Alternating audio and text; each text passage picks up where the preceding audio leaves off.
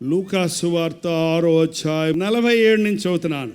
నా యొద్దకు వచ్చి నా మాటలు విని వాటి చొప్పున చేయు ప్రతి వాడును ఎవని పోలి ఉండునో మీకు తెలియజేతును. యేసుప్రభు చెప్పిన మాటలండి, నేను కాదు.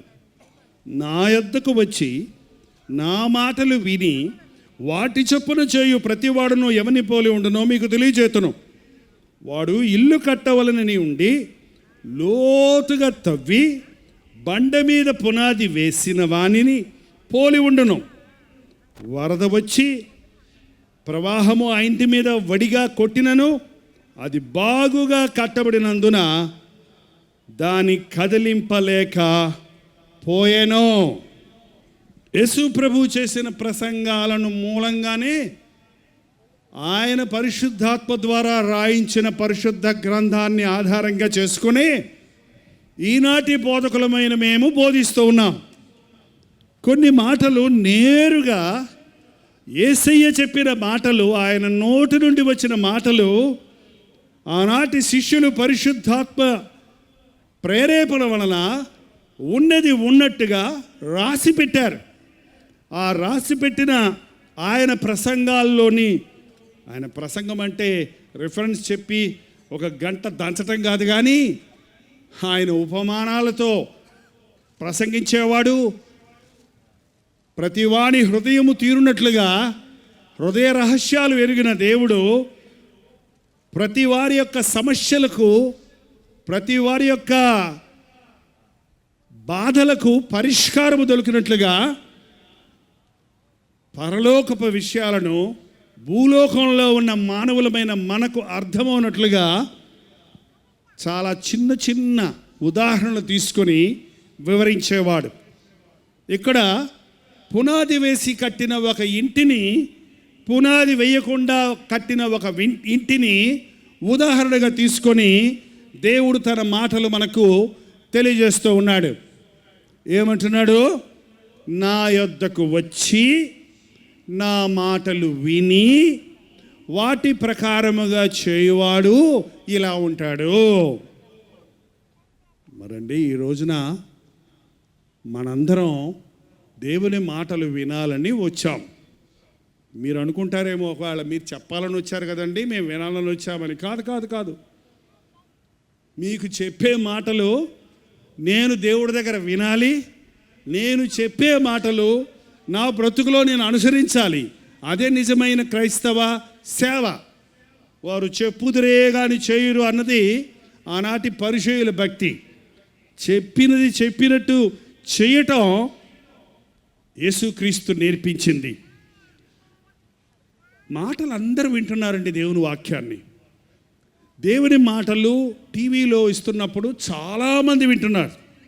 ఇలాంటి సభలకైతే మీరెంతో శ్రద్ధగా మీ ఇళ్ళు వదిలిపెట్టి, మీ పనులు పక్కన పెట్టి, మీరు ప్రయాణాలు చేసి ఈ సభలలో దేవుని వాక్యం వినాలని వచ్చారే, ఇది నిజంగా చాలా గొప్ప విషయమే.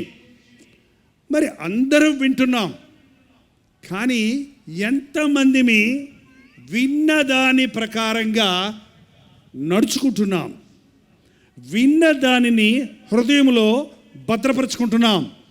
ఈనాడు క్రైస్తవ భక్తి లోతు లేని భక్తిగా చాలామంది అనుసరిస్తున్నారండి. క్రైస్తవ భక్తి పై భక్తి కాదు. మన దేశంలో ఒకరు వేసుకున్న వస్త్రధారణను బట్టి, వారి వేషభాషలను బట్టి వారి భక్తిని వ్యక్తపరుస్తాడు. అబ్బో, ఈయన చాలా భక్తి గలవాడు అన్నట్టు మనం గుర్తిస్తాం కొన్ని వేషభాషలు చూసినప్పుడు. కానీ అంతరంగంలో నిజమైన భక్తి కలిగి ఉండటమే అది నిజమైన భక్తి యొక్క శక్తి. ఈ రోజున అనేకుల జీవితాల్లో లోతైన భక్తి లేదు. యేసయ్య మాటలు పైన వింటున్నారు, అంటే మనకు అవసరమైన మాటలన్నీ వింటున్నారు, మనకి అనుకూలంగా ఉన్న మాటలన్నీ తీసుకుంటారు, మంచి మంచి వాగ్దానాలు తీసుకుంటారు. ఇంకా విచిత్రం ఏంటంటే, ఇవాళ పై మాటలతో మనుషుల్ని బుజ్జగించి, మెప్పించి, ఉబ్బించి, తప్పించి మీరందరూ గొప్ప భక్తులని ఒక భావన తీసుకొచ్చే సందర్భంలోకి వచ్చేసామండి. చప్పట్లు కొట్టేస్తే చాలా భక్తి వచ్చేసినట్టు పడపడపడపడ చప్పట్లు కొట్టేస్తారు. ఎందుకు కొట్టేవరా చప్పట్లు అంటే మళ్ళీ సమాధానం చెప్పలేరు. హల్లెలూయా హల్లెలూయా అంటారు. ఎందుకు హల్లెలూయా చెప్పావంటే ఏమో ఎందుకబ్బా ఎందుకు కొట్టాను అన్నట్టు మళ్ళీ బుర్రకొక్కుంటారు. చూడండి, చాలాసార్లు పైన ఆచారంలో, మాటల్లో, పదాల్లో, కొన్ని వేష భాషల్లో భక్తిని చూపిస్తున్నామే కానీ లోతైన భక్తి, యేసుక్రీస్తు నేర్పించిన భక్తి లోతైనది. ఎవడైనా నా మాటలు విని వాడు లోతుగా తవ్వి సముద్రం పక్కన ఇల్లు కట్టుకోవాలనుకున్నాడు అటువంటి ఒకడు. సముద్రం పక్కన ఏముంటుందో తెలుసండి మీకు? ఇసుక ఉంటుంది. సముద్రాన్ని సీనరీ చూస్తా కూర్చోవాలి నేను అని సముద్రం పక్కనే ఇల్లు కట్టుకుందామని తవ్వటం మొదలు పెడితే ఇసుకే వస్తుందంట. ఇసుకే వస్తుంటే ఇసుక మీదే కట్టేశాడంటే ఇల్లు. ఏమండి అప్పుడు ఏమైంది? సునామీరా అక్కర్లేదు, ఆటు పోటు వచ్చిందంటే, ఒక సైక్లోన్ వచ్చిందంటే వెంటనే ఆ ఇల్లు కొట్టుకొని వెళ్ళిపోతుంది. ఇక్కడ మీటింగ్లకు మేము వచ్చినప్పుడు అక్కడ చెన్నైలో పెద్ద ప్రమాదం తప్పింది. ఇక్కడ అయ్యాక మేము కొత్తగూడెం వెళ్ళాం. అక్కడ మీటింగులు జరుగుతున్నప్పుడు మా చెన్నై అంతా కూడా కొట్టుకుపోయింది. మా సంఘస్థులు చాలామంది విశ్వాసులు భార్య బిడ్డలను వదిలిపెట్టి ఇక్కడికి వచ్చారు సేవలో. కానీ అక్కడ వెళ్ళే ఇల్లులన్నీ, పిల్లలందరూ గందరగోళం అయిపోయి ఇల్లులన్నీ మునిగిపోయినాయి. అందులో ముఖ్యంగా కాలువ పక్కన ఉన్నోళ్ళు, సముద్రం పక్కన ఉన్నోళ్ళు, మొత్తం ఇల్లులన్నీ కూడా కొట్టుకెళ్ళిపోయినాయి. ఎందుకంటే వాటి పునాది సరిలేదు, అవి కట్టబడిన స్థలంలో కట్టబడలేదు. యేసుక్రీస్తు చెప్పిన ఉపమానాన్ని గమనిస్తే ఈ రోజున చాలామంది భక్తి, ఇంతమంది మేము క్రైస్తవులం అంటారు, ఇంతమంది మేము ప్రభువుని నమ్ముకున్నామంటారు, ఇంతమంది మేము టీవీ ప్రోగ్రాం చూస్తున్నామంటారు, ఇంతమంది యేసయ్య అంటే మాకు ఇష్టం అంటారు. కానీ ఎంతమంది క్రీస్తు కొరకు శోధనలో, శ్రమలో, పోరాటములో నిలబడతారు? ఎంతమంది బాప్తీసం తీసుకోవడానికి వెనకాడుతున్నారు? కులం పోద్దేమోనని, అమ్మాయికి పెళ్ళి అవుదండి అన్నాడు ఒక ఆయన. ఏమండి, ప్రభువుని నమ్ముకున్న వాళ్ళందరికీ పెళ్ళిళ్ళు అవ్వలేదా? మేము కూడా హిందూ కుటుంబంలో నుంచి వచ్చాం. మా నాన్న ప్రభువుని నమ్ముకున్న వాళ్ళు, మా బంధువులందరూ వెలేశారు మమ్మల్ని. కానీ మా నాన్న 8 పెళ్ళిళ్ళు చేశాడు. మా 8 మంది పిల్లలకి పెళ్ళిళ్ళు చేశాడు 2 సంవత్సరాల్లో, 20 ఏళ్ళలో కాదు. ప్రభువుని నమ్ముకున్నాడు, ప్రభువు యోగ్యమైన వ్యక్తుల్ని బయలుపరిచాడు, ప్రభు చిత్తంలో వివాహాలు జరిగాయి. ఈ రోజున ప్రభువుని నమ్ముకుంటే పెళ్ళిళ్ళు జరగవేమో, బంధువులు వెలేస్తారేమో, ఇతరులు హేళన చేస్తారేమో. ఒక ఆమె చక్కగా ప్రభువుని నమ్ముకొని బైబిల్ పెట్టుకొని ఆలయానికి వస్తుంది, అకస్మాత్తుగా మానేసింది. ఏమ్మా మానేసావంటే, అబ్బో బైబిల్ పెట్టుకొని బయలుదేరింది భక్తురాలు అని ఒక ఆమె నవ్విందట. ఆమె నవ్విందని ఆ రోజు నుంచి బైబిల్ ఇంట పెట్టుకొని మీటింగ్ రావడం మానేసింది. ఇదేం భక్తి? ఏమంటే, నా నామం నిమిత్తం మిమ్మల్ని జనులు హింసించి, నిందించి, మీ మీద చెడ్డ మాటలలో పలుకున్నప్పుడు మీరు కూర్చుండి ఏడవండి. ఒక అమ్మగారు చెప్తున్నారు, సంతోషించి ఆనందించండి. ఎందుకంటే లోతైన భక్తి లేని వారు, పై భక్తితో ఉన్నవారు మనకు అనుకూలంగా ఉంటే, మనకు లాభం దొరికితే, మనకు ఆశీర్వాదాలు దొరికితే, మనకు అభివృద్ధి దొరికితే ఆ సమయంలో యేసు ప్రభు కావాలంటారు. కానీ కొంచెం శ్రమ వస్తే, కొంచెం నిందొస్తే, కొంచెం బాధ వస్తే, కొంచెం అడిగింది మనకు దొరక్కపోతే వెంటనే ఏమైపోతున్నాం? భక్తిలో జారిపోతున్నాం. ఏమండి, చాలామంది క్రైస్తవుల భక్తి ఈ రోజున ఎలాగుందంటే జారుడు భక్తే. జారుడు బండి ఉంటుంది చూసారా? వీళ్ళు పిల్లలు ఆడుకుంటారు, పైకి ఎక్కుతాడు, ఏం చేస్తాడు? జర్ర జారుతాడు. మళ్ళీ ఏం చేస్తాడు? మళ్ళీ ఉద్యోగ సభల్లో పైకి ఎక్కుతాడు, మళ్ళీ జర్రం జారుతాడు. అందులో మీ గుంటూరులో ఉద్యోగ సభలకు ఏమన్నా కరువా? ఒక తర్వాత ఒకటి జరుగుతూనే ఉన్నాయి మా ఆంధ్రప్రదేశ్లో. సో ఇంకో మాస్టర్ గారు వస్తారు, ఆయన మళ్ళీ పైకి ఎక్కిస్తాడు, మళ్ళీ జర్రం జారిపోతావు. మళ్ళీ ఇంకో మీటింగ్లు వస్తాయి, మళ్ళీ ఎక్కుతావు, మళ్ళీ జర్రం జారుతావు. ఇంతే బతుకు, జారటం పరటం, జారటం పరటం, ఎక్కడం జారటం, అంతే. ఏంటండి? కాదు. క్రైస్తవ భక్తి సాగటం, ముందుకు సాగటం, పైకి ఎక్కటం. ఇది జారుడు భక్తి కాదు, ఎక్కుడు భక్తి. ఏంటండి, చాలామంది మన దేశంలో మీరు కూడా దిగారా అండి మతంలోకి? ఇంకా అడుగుతున్నారండి అట్లాగా. పూర్వం అడిగేవాళ్ళు, మీరు కూడా దిగారా అండి? ఏం చేయమంటావు, మా బాధలు ఎక్కువ వచ్చాయని దిగానన్నమాట. ఎక్కడ దిగావండి? మతంలోకి దిగటం ఏంటండి? యేసుక్రీస్తు నేర్పించింది మతం కాదు, మార్గము. నేను దిగుడు భక్తిలో లేను, నేను ఎక్కుడు భక్తిలో ఉన్నాను. యేసయ్య మాటలు విన్నవాడు, ఆ మాటల సారాన్ని గ్రహించినవాడు తన హృదయంలో స్థిరపడతాడు, తన హృదయంలో నిలబడతాడు, తన హృదయంలో లోతుగా తవ్వుకొని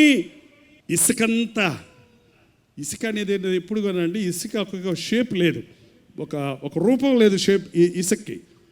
అది ఇసుక మీద మీ పేరు రాసుకున్నారనుకోండి, అబ్బా నా పేరు ఇసుక మీద రాసుకున్నా అడ్డావు అనుకో, ఎవడన్నా వచ్చి ఇట్టాడనుకో, ఏమైపోయింది? మతం పోయింది అంతలోకి. ఏమండి? అలాగే మనం అనేక సార్లు ఇసుకలో ఉన్న సంతోషాన్ని చూస్తున్నాం కదా, అది తాత్కాలికమైనది, అది చాలా అస్థిరమైనది. ఈ రోజున అనేకుల భక్తి స్థిరమైన పునాది మీద లేదు. యేసు ప్రభు చెప్తున్నాడు, ఈ నా మాటలు విని లోతుగా తవ్వి. లోతు ఏంటండి? భక్తిలో లోతు ఎలాగుంటుందండి అని అడిగాడు ఒక ఆయన. ఏంటండి, మాసిలామణి గారు ఒక పాట రాశారు, లోతైన జలములలో.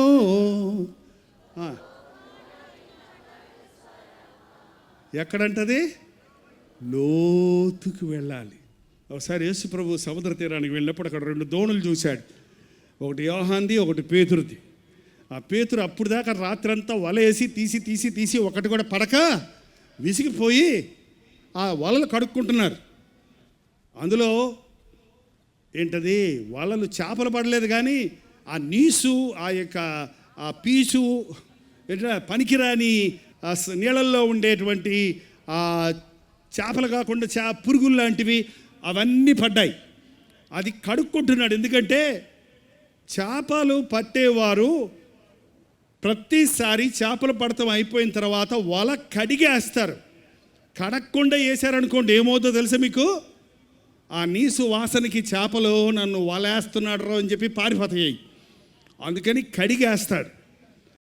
రాత్రంతా ప్రయాసపడి ఒక చేప కూడా పడక ఇక వలలు కడుక్కొని నిరుత్సాహంతో తినడానికి ఒక చేప కూడా లేదు. కనీసం ఇంటికి వెళ్తే భార్య ఏం గొడవ పెట్టద్దో, పడితే పట్టావు, పట్టకపోతే పోయావు, కానీ కనీసం కూర కన్నా వాడు తేలేదేంటయ్యా పేతురయ్యా అని వాళ్ళ అత్తగారు వేరే పక్కనే ఉంటుంది, ఆమెకి పక్కనే.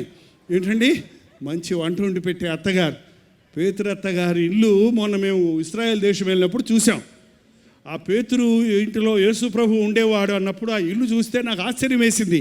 ఆ ఇల్లంతా కలిస్తే ఈ స్టేజ్లో సగం కూడా ఉండదు. అది ఇలా రౌండ్గా ఒకటి రాతి గోడలతో ఉంది. అది ఒక చిన్న గృహం. కానీ అక్కడ పరామర్శించే పేతురు అత్తగారు యేసు ప్రభుకి ఆతిథ్యం ఇచ్చేది. ఆ సముద్రపు ఒడ్డునే ఆ ఇల్లుంది, ఆ పక్కనే ఒక సమాజ మందిరం ఉంది. యేసు ప్రభు అక్కడికి వచ్చినప్పుడల్లా పేతురు అత్తగారి ఇంటిలో ఉండేవారు, లేక పేతురింట్లో ఉండేవాడు. అక్కడ ఆ సమాజ మందిరంలో బోధించేవాడు. ఆ ధన్యురాలు ఎంత గొప్ప ధన్యురాలు! ఆమె యేసు ప్రభుకి ఆతిథ్యం ఇచ్చే ఇల్లు ఈ రోజున పాడైపోయింది, కానీ ఆ ఇంటి మీద ఒక చక్కటి చర్చి కట్టి ఆమె గుర్తుగా అక్కడ ఉంచి ఉన్నారు. ఆ ఇంటిలో యేసు ప్రభు జ్వరంతో పడున్నప్పుడు పేతురత్తను ముట్టగానే ఆమె జ్వరమో ఏమైందండి? తగ్గిపోయిందా? చెప్పండి. మీకు జ్వరం వచ్చిందా? జ్వరం వచ్చినప్పుడు జ్వరం తగ్గిపోయిన తర్వాత ఏముంటుంది చెప్పండి? ఏంటండి? నీరసం ఉంటుంది. కానీ యేసు ప్రభు పట్టుకున్నప్పుడు ఆమెని జ్వరము పోయింది. తీవ్రమైన జ్వరం, అది మామూలు జ్వరం కాదు. ఇప్పుడు రకరకాల జ్వరాలు, ఎంత భయంకరమైన జ్వరాలు. కొన్ని జ్వరాలు వచ్చినాయి అంటే మనిషిలో ఉన్న రక్తంలో ఉన్నటువంటి ఆ బ్లడ్ సెల్స్ అన్నీ తినేస్తున్నాయి.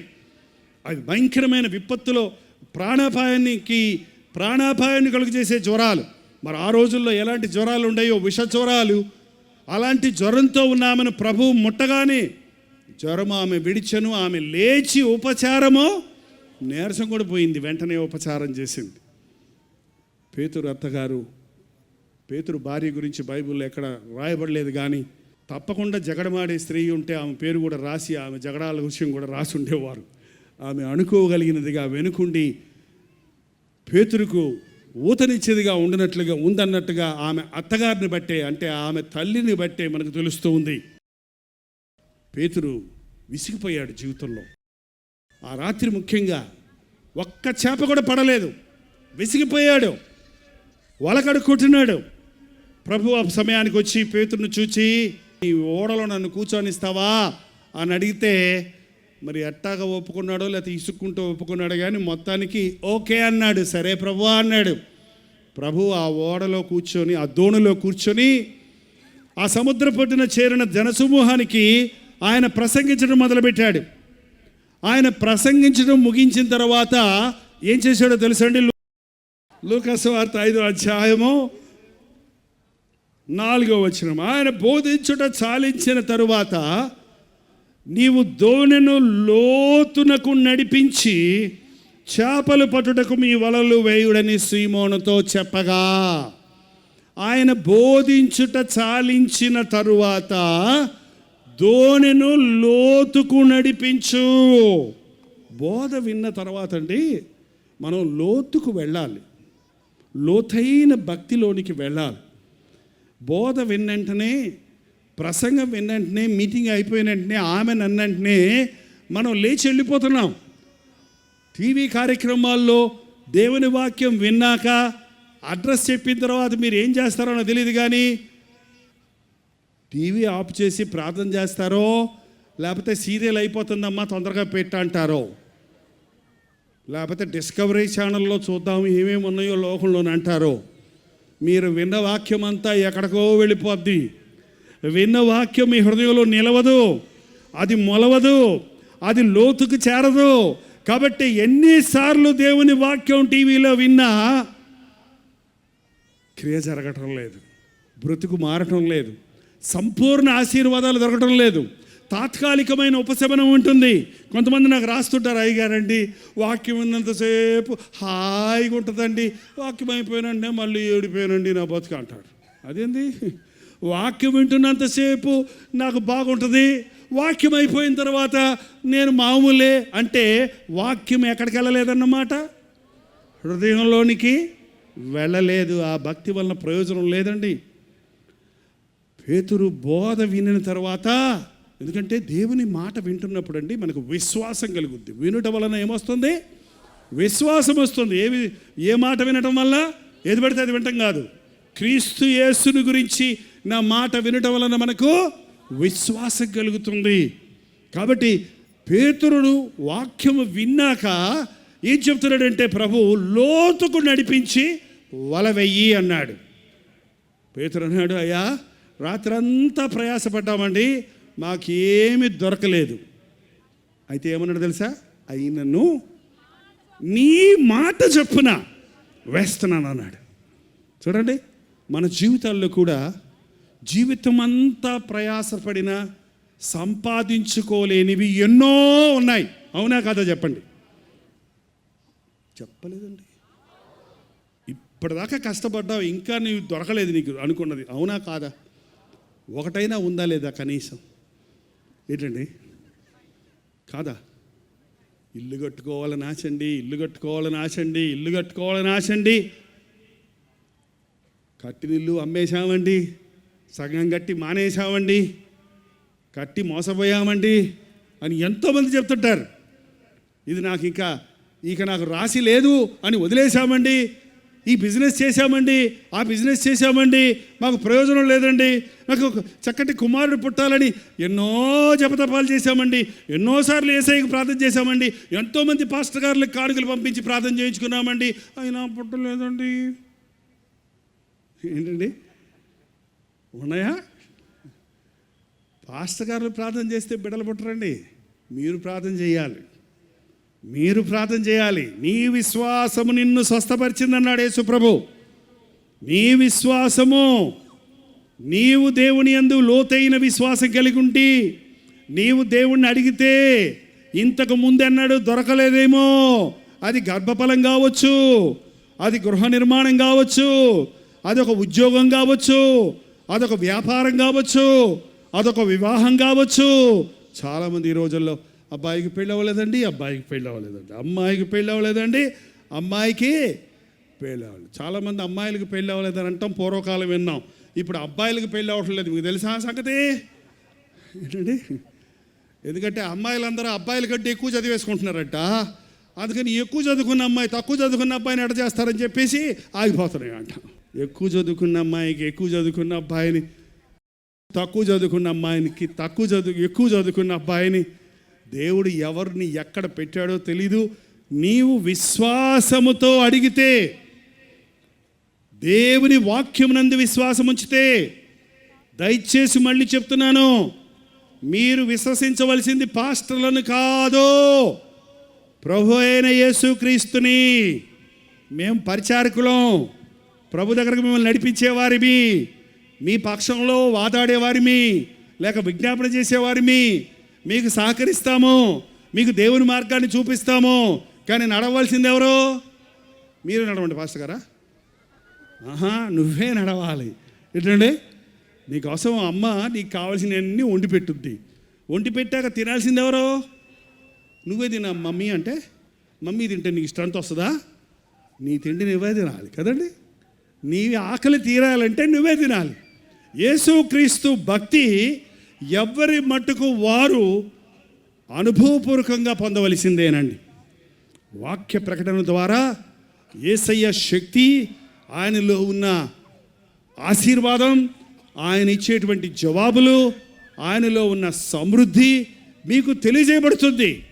మీరు దాన్ని సంపాదించుకోవాలి. లోతైన విశ్వాస జీవితంలోనికి మనం నడవాలని, స్థిరమైన క్రైస్తవ భక్తి మనం కలిగి ఉండాలని, ఆటుపోటులు ఎన్ని కలిగినా, శోధన శ్రమలు ఎన్ని వచ్చినా క్రీస్తు కొరకు నిలబడి వారిగా మరణం వరకు నమ్మకస్తులుగా మనందరం ఉండాలని ప్రభు ఆశిస్తున్నాడు. ఆమేన్. దయచేసి తలలు వంచండి, ప్రార్థన చేసుకుందాం. ప్రార్థన. పరిశుద్ధుడా, ప్రేమగల తండ్రి, ఒక్కసారి నీ నామంలో కూడి వచ్చిన మమ్మల్ని చూడు నాయన. ఈ రాత్రి నీ పాదముల సన్నిధిలో నిలబడిన ప్రతి ఒక్కరిని చూడయ్యా. నీ మాటను విని ఆ మాట ప్రకారంగా ప్రవర్తించే యథార్థమైన జీవితాలు మాకు దయచేయి. మా బ్రతుకులు లోతుగా తవ్వుకొని క్రీస్తు మీద మా విశ్వాసమును కట్టుకున్నటకు సహాయం చేయి. మా భక్తిని కట్టుకున్నటకు సహాయం చేయి. క్రీస్తు మీద ఆధారపడి బ్రతకడానికి మాకు సహాయం చేయి. నీ బైబిల్లోని వాక్యాలను సంపూర్ణంగా చదివి ధ్యానించి అనుసరించుకుంటకు జీర్ణించుకున్నటకు సహాయం చేయి నాయన. అక్కడ కొంచెం ఇక్కడ కొంచెం చదివి మా అనుకూలంగా బైబిల్ను అనుసరించేవారిగా కాక, అయ్యా నీ చిత్తం ఎతకడానికి, నీ ఉద్దేశం ఎరగడానికి, నీ మనస్సు ఎరగడానికి, నీ ప్రణాళికను ఎరగడానికి, నీ వాక్యాన్ని పఠించేవారిగా ఈ రాత్రి ఆవరణలో ఉన్నవారికి సహాయం ఇచ్చేయి. ఎవరెవరికి ఏ అవసరం ఉన్నదో వారిని దర్శించి నీ మాటలు వారి గుండెల్లో నింపుకొని ఇక్కడి నుంచి వెళ్ళడానికి, ఆ మాటలు ధ్యానించి, ఆ మాటలను గ్రహించి, ఆ మాటల ప్రకారంగా లోబడి నీ అద్భుతమైన ఆశ్చర్యమైన కార్యాలు ఒక్కొక్కరి జీవితాల్లో అనుభవించడానికి సహాయం చేయమని యేసు క్రీస్తు నామములో అడుగుచున్నాము తండ్రి. మన తండ్రి అయిన దేవుని యొక్క ప్రేమయు, కుమారుడైన క్రీస్తు యొక్క కృపయు, ఆదరణకర్త అయిన పరిశుద్ధాత్మ యొక్క సహవాసమును కూడి వచ్చిన మనందరికీ ఇప్పుడును సదాకాలమును తోడై ఉండును గాక. ఆమేన్, ఆమేన్, ఆమేన్.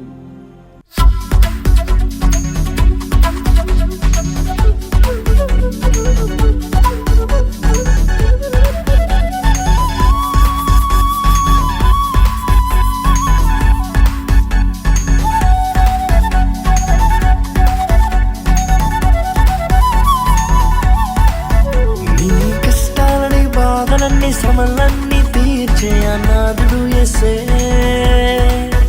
నీ కష్టాలని బాధలన్నీ శ్రమలన్నీ తీర్చే అనాథుడు యేసే. ఆది నుండి ఉన్నవాడు ఆ దేవుడు, అద్భుతాలు చేసేవాడు నా యేసుడు. ఆది నుండి ఉన్నవాడు ఆ దేవుడు, అద్భుతాలు చేసేవాడు నా యేసుడు.